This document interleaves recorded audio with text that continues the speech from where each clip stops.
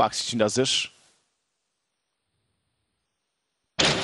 Beyaz bayrak havada, start verildi ve koşu başladı.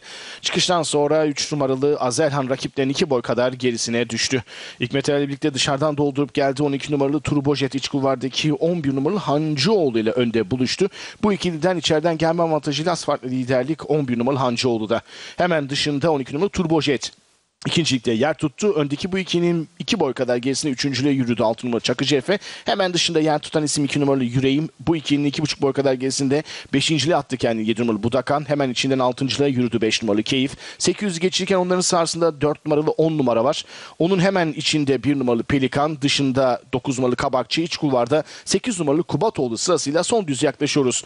11 numaralı Hancıoğlu liderini koruyor. İç kulvardan yüklendi şimdi 6 numaralı Çakıcı Efe. Düzlüğe çıkılırken dışındaki rakibiyle fark etmeyi başardı. Onların 1 boy kadar gerisinde ortadan 12 numaralı Turbojet'in iç kulvara yakın 2 numaralı Yüreğimin atakları var. Pistin ortasından da 7 numaralı Budakan kendini gösterdi. En dış kulvardan 8 numaralı Kubatoğlu'nun atakları var. 10 numaralı Özüm Tatar'la birlikte. Şimdi pistin ortasından yüklenen 7 numaralı Budakan ve iç kulvardaki 11 numaralı Hancıoğlu mücadelesine iç kulvardan 6 numaralı Çakıcı Efe'yle katılmaya çalışıyor. 200'den sonra bu 3 safkan önde buluştu. Birincilik mücadelesi devam ediyor. İç kulvarda Çakıcı Efe var. Hemen ortada 11 numaralı Hancıoğlu. Dış kulvarda 7 numaralı Budakan mücadelesine iç kulvardan 3 numaralı Azelhan da katılmaya çalışan ancak 6 numaralı Çakıcı Efe sonlarda farkı 1 boya kadar çıkartarak koşuyu kazanıyor.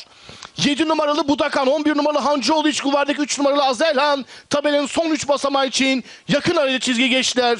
Karar varış hakemlerine kaldı. Altılı Gaye'nin başlangıç ayağını 6 numaralı Çakıcı Efe, aprentisi Mustafa Manav'la kazandı.